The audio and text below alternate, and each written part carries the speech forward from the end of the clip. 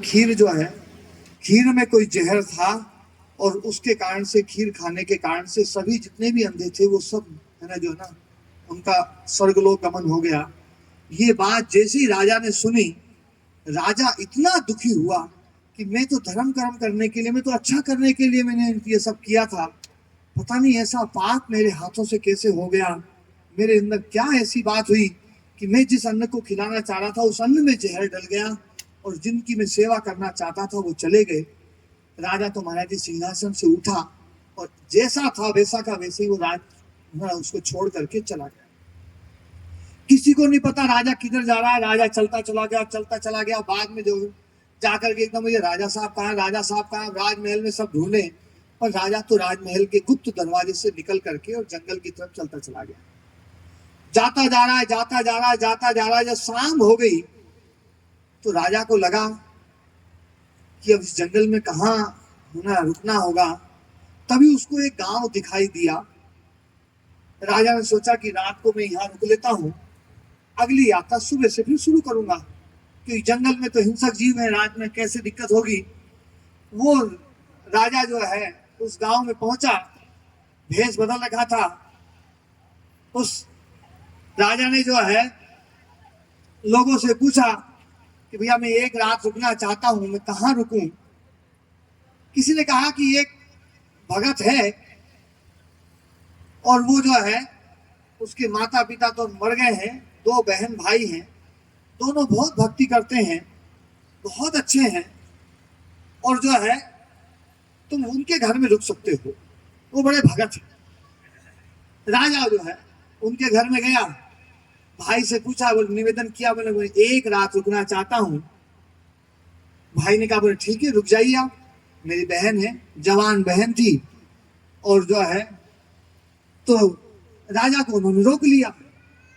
राजा को रोक लिया और राजा जो है सुबह स्नान ध्यान करके और चलने ही वाला था, तो जो है उस युवक ने, उस बहन के भाई ने राजा से कहा, बोले ना जो है ना, अब राजा का तो पता है, बोले अतिथि देवता, आप यहाँ से सुबह निकल रहे हैं, प्रसाद लेकर के निकलेंगे तो अच्छा रहेगा, बिना कुछ खाए पिए मेरे घर से जाएंगे तो अच्छा नहीं लगेगा मुझे, और थोड़ी देर रुको, थोड़ी देर में प्रसाद बन जाएगा। मेरी बहन जो है ना ध्यान में बैठी हुई है, वैसे इतनी देर तक ध्यान करती नहीं है, आज पता नहीं क्या वो ना अभी भक्ति से उठी नहीं है, और वो जो है ना जैसे ही उठेगी भोजन वो प्रसाद बना देगी, आप प्रसाद लेकर के जाना।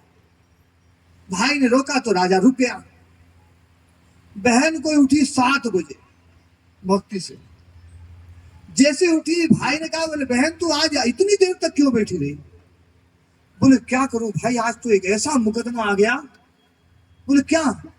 बोले मैं है ना ध्यान में थी, तभी देवलोक में एक नया मुकदमा आया। बोले क्या मुकदमा आया। बोले अपने ही राज्य के राजा का मुकदमा देवलोक में सुना जा रहा था। अब राजा उस बात को सुना, राजा एकदम से जैसे उसने बात सुनी, राजा का मुकदमा, तो भाई ने पूछा, बोले क्या हुआ। बोले वहां मामला ये आ गया कि अपने राज्य के राजा ने अंधों की व्यवस्था करने के लिए एक धर्मशाला बनवाई और अंधों के भोजन की व्यवस्था करवाता था, और हुआ ये कि खीर बन रही थी सबके लिए, एक सांप आया और सांप का जहर खीर में डल गया, किसी को पता नहीं था, और वो है ना जो है खीर बांट दी गई और अंधे सब मर गए, और वो मुकदमा देवलोक में चल रहा था। अब राजा एकदम ध्यान से सुनता है, क्योंकि राजा को तो लगा भैया मेरा ही मुकदमा चल रहा है। तो बोले फिर क्या हुआ, भाई ने पूछा।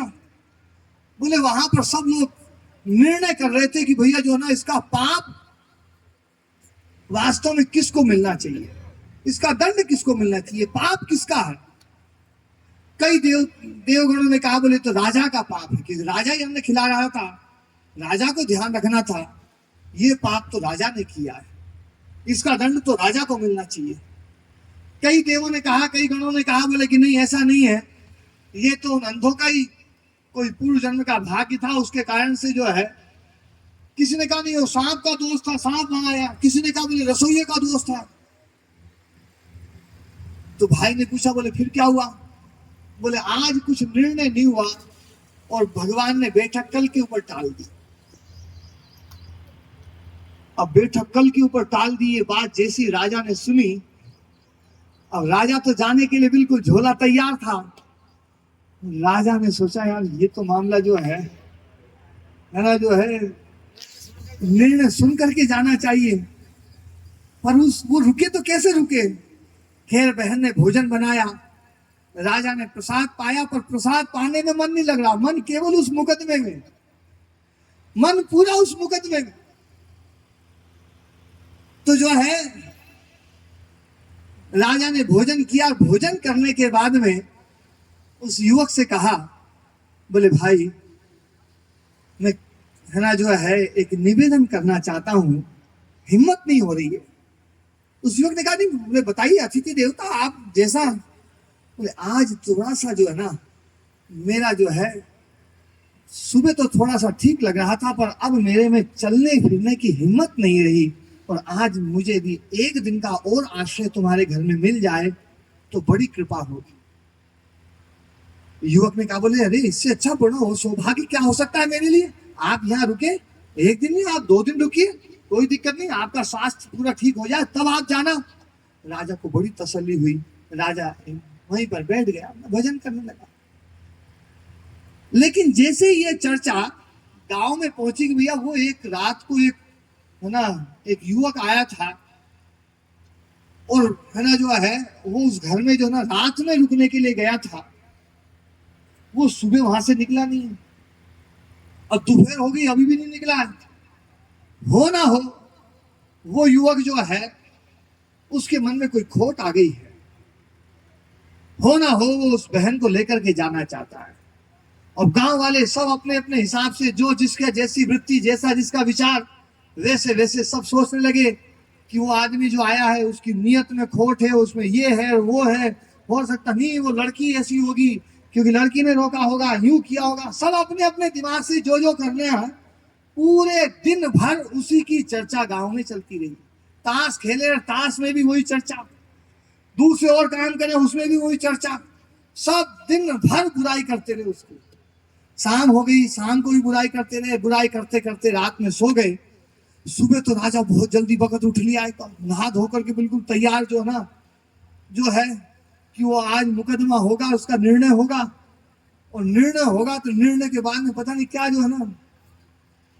बहन भक्ति में बैठी थी, वो तो बस टकटकी लगाए जो है ना कि बहन कब उठे और कब जो है ना निर्णय सुनाए। बहन उठी, उठ करके और उसने भोजन प्रसाद बनाना शुरू कर दिया। भाई ने भी नहीं पूछा, राजा की हिम्मत नहीं पड़ेगी मैं कैसे पूछूं। भोजन बनाना शुरू किया, भोजन राजा को कराना शुरू किया। अब भोजन राजा करता जा रहा, सोचे कैसे उस मुकदमे के बारे में पूछा जाए। भोजन भी कर लिया, हाथ धो लिए, राजा ने अपनी झोली उठाई और चलने के लिए तैयार हुआ। अब राजा से डटा नहीं गया। राजा ने निवेदन किया, बोले बहन अब मैं जा रहा हूं, पर कल जो एक मुकदमा तुम्हारे यहाँ पर तुमने जो बताया था, उस मुकदमा के बारे में क्या हुआ, आज कोई फैसला हुआ क्या। भाई भी सुन रहे, तो भाई ने कहा हाँ वो कल वाले फैसले उसका क्या हुआ।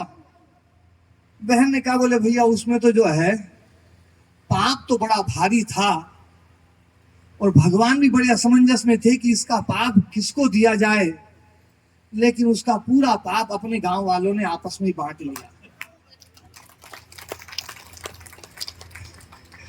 बुराई कर करके, और बोले दंड तो मिलना था, पाप तो किसी के मत्थे चढ़ना था, लेकिन जो है अपने गांव वालों ने जो है वो पाप बांट लिया आपस में। ध्यान रखना, दूसरे की बुराई करने का मतलब है दूसरे के किए हुए पाप का फल अपने माथे मढ़ लेना। तो बुराई करने से बचो। इसलिए भगवान मर्यादा पुरुषोत्तम भगवान श्री रामचंद्र जी ने माता सबरी को कहा है, सपने हूं नहीं देख पर दोषा।